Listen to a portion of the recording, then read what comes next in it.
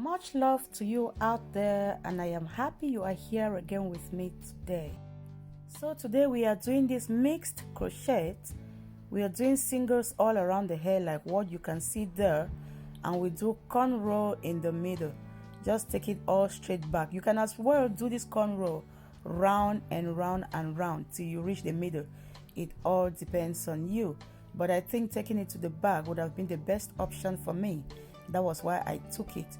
So I picked more of the singles at the front and a little less at the back and by the sides, because most of the times the hair will be to the back, so the front part actually needs more. So there is a central pattern on this head, and at the end of the pattern you pick a few more so you can be able to close up the pattern. Now we are doing our normal crochet like we've done before. And considering that this extension was really slippery, I had to tie it up a number of times. So when you crochet it, you cut a little bit of it. Do not make the mistake of dividing it into two equal halves and tying together. That won't last. So you cut a little part of it like this and tie all around 2 times as I just did, or even more, because it was really slippery. Then you divide that which you used to tie again and now tie exactly the way I am doing. I can assure you, when you tie it like this, no matter how slippery the extension is, it can take you like forever. So this is how we do it.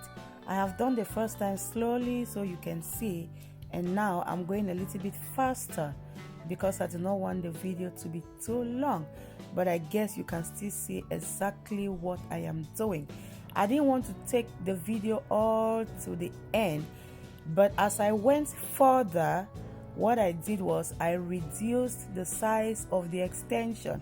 So by the time I got to where I did the singles, the size of the extension that I was taking is approximately the same size like what we have in front with the singles, because the hair is already full from the back, considering that I was taking a good portion of the extension.